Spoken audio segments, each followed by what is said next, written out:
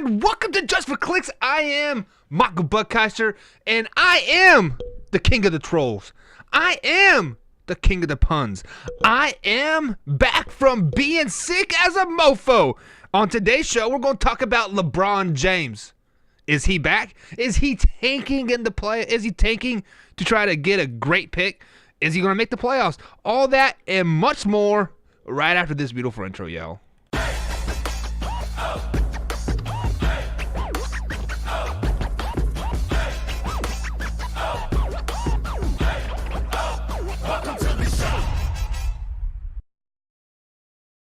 Yes, guys, and welcome back. I am still trying to figure out the new system here of what's going on. I am in the new and improved studio. I don't have much of background going on quite yet, but we are working on it, guys. We are working on it, and I am tinkering with some new stuff here. I got a little crap back over here. There you go, right here. Oh, that's going to be gone. It's going to be painted. It's going to be beautiful. It's going to have a great set, guys. But like I said, I am back, and I am Michael Buckheister, and this is Just for Clicks. We are in correlation with RTS Sports Talk, holding down the fort while Billy Hatton comes back here. As you guys see, if you're listening to me on YouTube here, welcome. Also from iHeartRadio, iTunes, Spotify, Google Podcasts, all that fun stuff, guys. We are here. We are live, and I'm back. I'm back, and I cannot be much happier about it. While I've been gone, we've had some great things happening. For example, Lakers still suck. Ever since we've been gone, the Lakers, I believe, have only won one game. I believe they're 1-4 since the All-Star break. Same with the Celtics. Celtics are tanking as well. I mean, I wouldn't say they're tanking, but they are not collectively playing as good as they could. A lot of blame is being pointed toward Kyrie Irving, but let's look at Gordon Hayward here, guys. Is Gordon Hayward to blame? Did he come back too early? Is Danny Ainge and what's the coach's name? Shaka Smart. Are they to blame? Are they kind of babying the baby? I guess you guys can like say.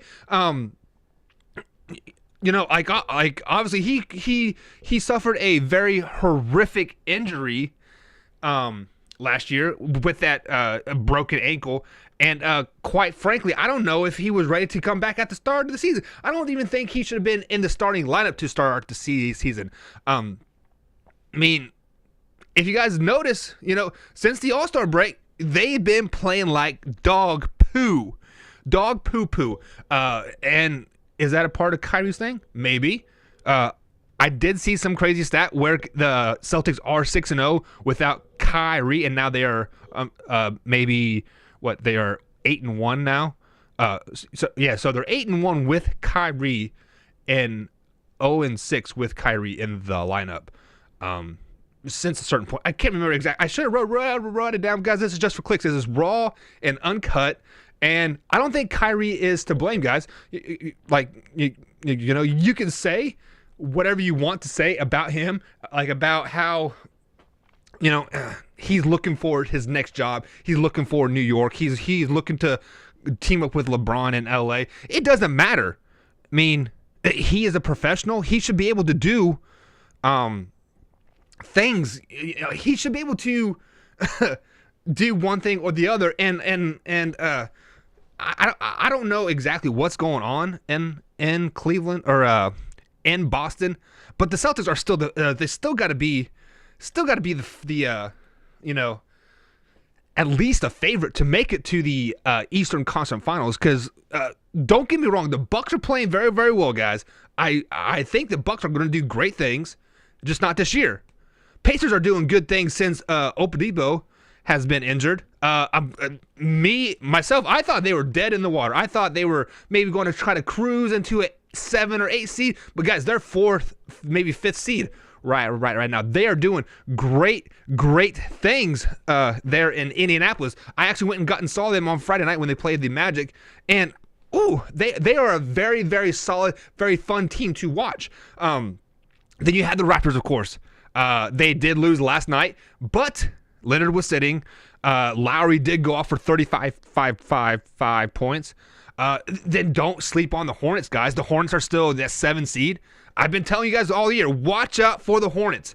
The Hornets are going to do good things, and I think they still will, guys. So do not sleep on the Hornets, okay? Are they going to make the NBA Finals? Hell no.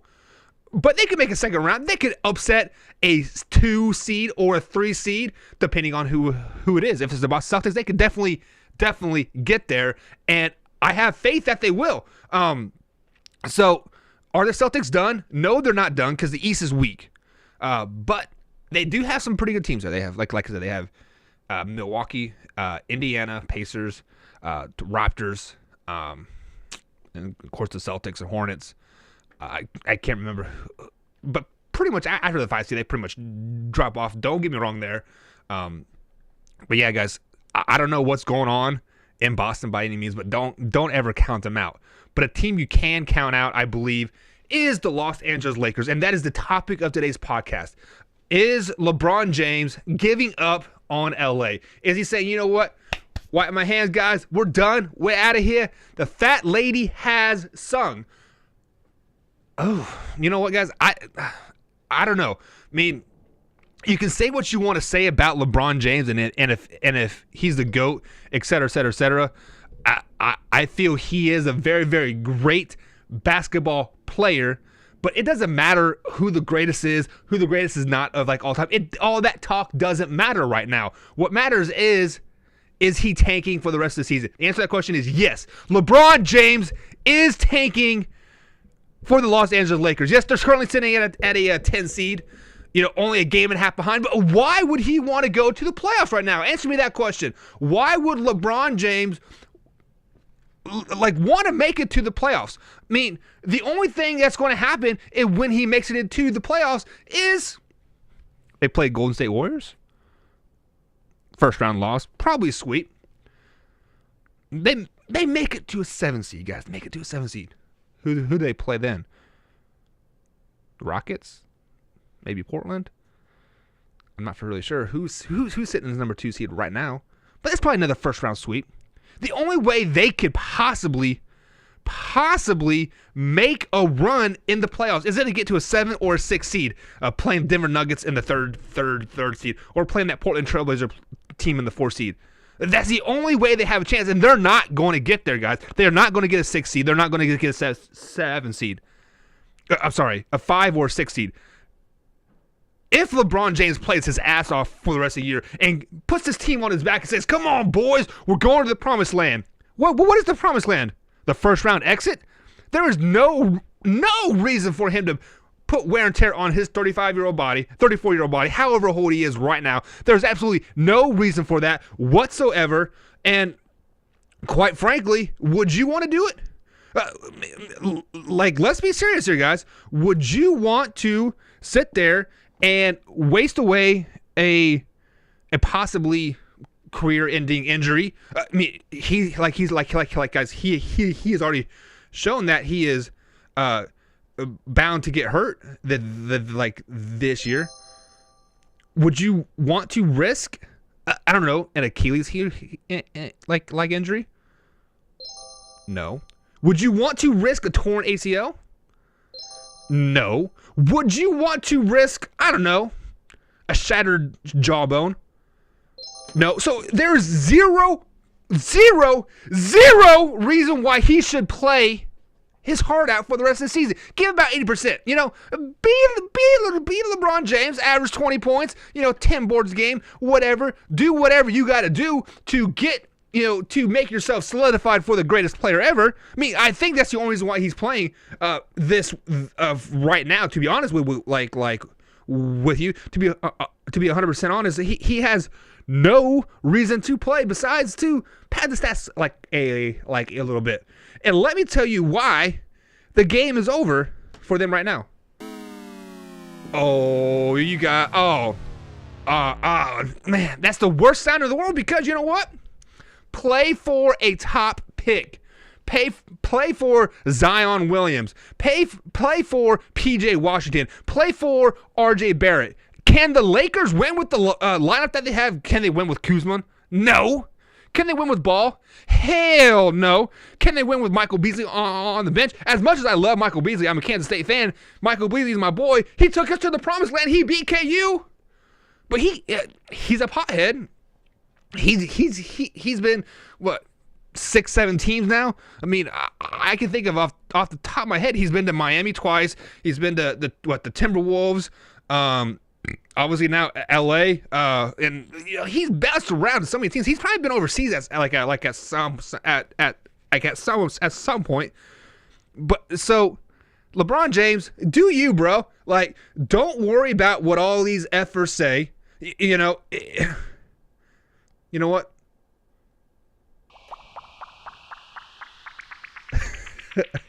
My man, get your money. You have 3 years left on your deal. Bring a championship to LA. But let's be honest, it's not going to happen this year. So why put your body in that situation? Why risk injury? Why not just, say, El Duce, son. El Duce.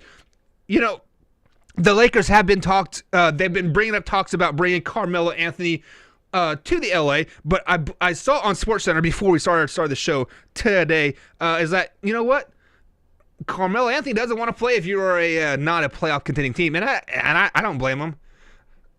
Sorry guys, you're not a playoff contending team. You are not even a 9th place contending team at this point in time. So Lakers, I ain't faulting y'all. You know what? Tank it. Get a top lottery pick. Even if it's I don't care who. Get yourself a shooter. Get Tyler Hero. I mean, he'll probably be a top 15 pick, like I do believe. I've been watching my man over here at Kentucky, been balling all season. He had a bad game Saturday versus Tennessee, but you know what? He's a shooter. He's not a defender. He dribble drives so, but he's a shooter. He's James Harden. He wants to put up 20, 33 points a game. If he makes half of them, awesome. That's 30 points, guys. If he makes half of his 20-point or his 23-point shots, that's 30 points. 30 points, y'all. But you're like, Michael, taking's bad. Taking's bad. Get taking out of the game. What the hell is Atlanta doing? What are the Knicks doing? What are the Suns doing? Well, the Suns are beating LA for some fucking crazy reason. Who else we got here that is out of it? You have what? Suns are out of it.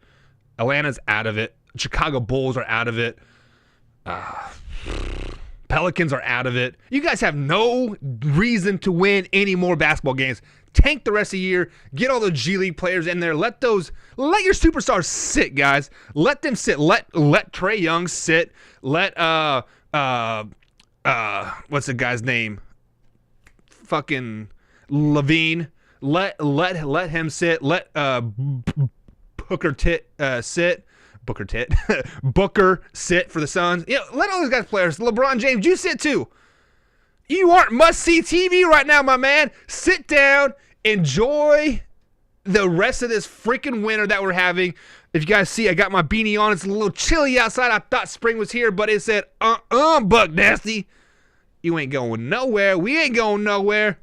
We're going to snow 6 more inches and we're going to be around forever. That groundhog lied to me. Mr. Groundhog, sir, I don't know where you're at, but I'm coming for you. Me and my beautiful wife, we want spring. We don't want to have our faucets drip anymore. I want to be able to come out in a shirt, in a t-shirt, and in the cup. But in the end, guys, story of the day's topic, LeBron James, is he taking on the baby Lakers? He is.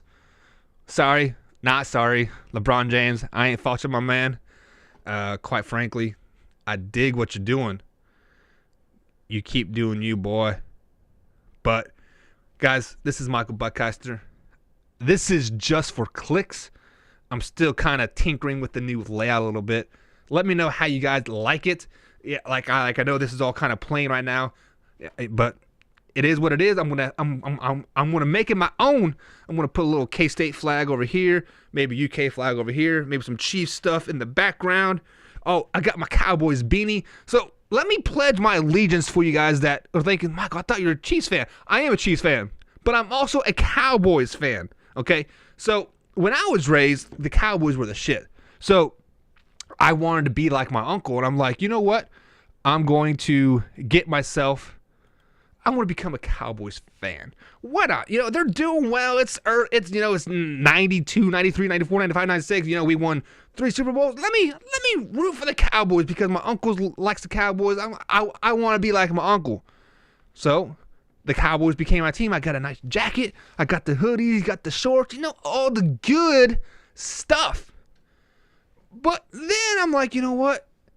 The Chiefs are still my boys. My hometown heroes. I love watching the Kansas City Chiefs on Sunday morning. So, for the NFL teams, guys, I am a Cowboys fan, but I'm a Chiefs fan. But I am a Chiefs fan number 1. Number 1 to my heart are Kansas City Chiefs. Number 2, the Dallas Cowboys. So if they're ever playing each other next year when we play each other in the Super Bowl, I gotta root for my Kansas City Chiefs. That's just the way it is. So then, let me switch gears to college sports, okay? So, I went to Kansas State myself, played a little bit of football there, you know, had some fun, got me some ladies. What? Not really, but you know how it is. So, Kansas State, they're my number 1 college team. Number 2, Kentucky Wildcats, because I support my wife in the teams that she likes, except for the Denver Broncos. I hate those ponies. So, number 1, Kansas City Chiefs. Number 2, Dallas Cowboys. NFL ranks. College sports. Number 1, Kansas State Wildcats. Number 2, Kentucky Wildcats. Just to be clear. And of course, you know, Major League Baseball, I've always been a Royals fan. Even though we've sucked forever. Then we came to the top. Then we went back down. We're like, oh man, what happened? But guys, we'll get there. Salvi, man, we don't know what's going on with your elbow, but if you need the surgery, bro, just get it.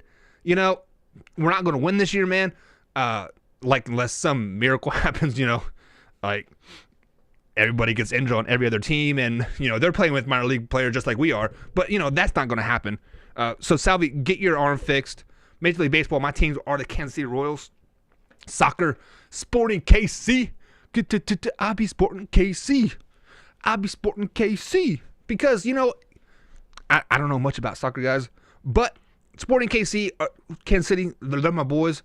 And, of course, I got to root for the Louisville FC team here. Just because I don't know much about soccer and they're a hometown team.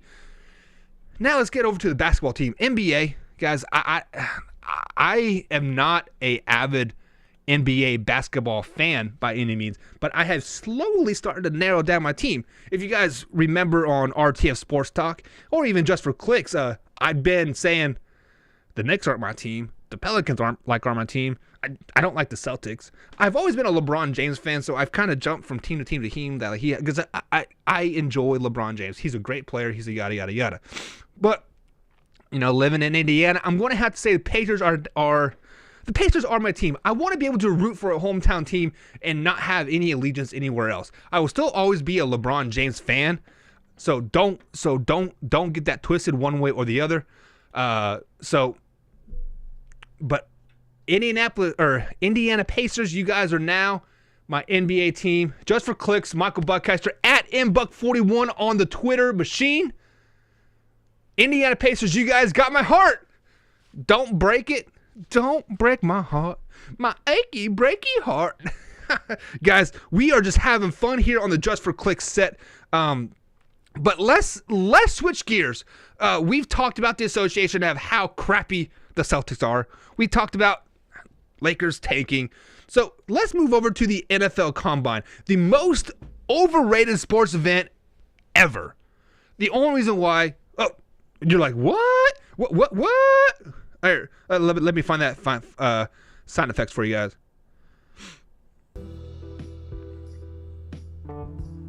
That is not the sound effects that was supposed to be. But that was supposed to be shoes walking out because everybody hypes the NFL Combine to be this extravagant thing.